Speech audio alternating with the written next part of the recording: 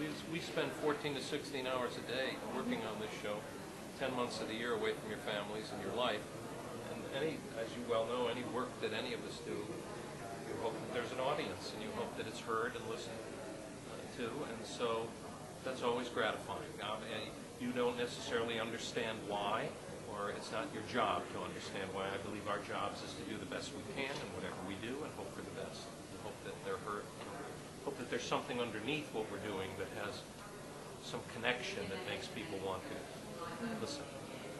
And I too have become desensitized to a certain quantity of violence. Every day you read the paper, 52 people killed in Beirut, Baghdad, and it never ends. Every day you watch these images. And so we now become an entertainment industry that one of the most prolific aspects of this entertainment industry are shows like this. Listen, the violent aspect, and I say this as a cautious criticism to myself for participating in a show that has so many violent images, and I loathe those violent images, and I want no part of that kind of violence. And I work with the writers and producers in the network constantly to try to tamper that violence down and get much more involved in why I got involved with the show, which the intellectual journey of the criminal's mind, of the interrogator's mind, and of the victim's situation and history.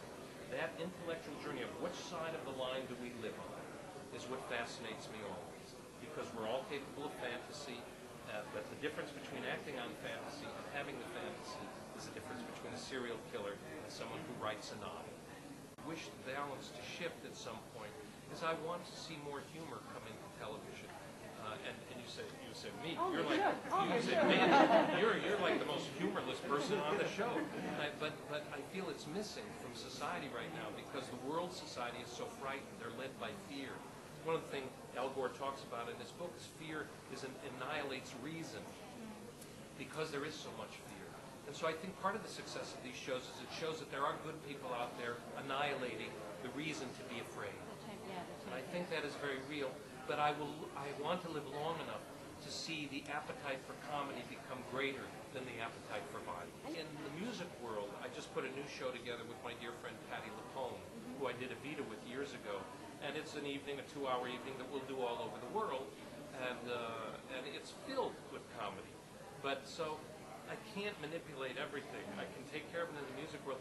We try, even in Criminal Minds, with the Charlie Chaplin, with these lessons that I'm talking about. This is exactly what I'm trying to do. How do you heal?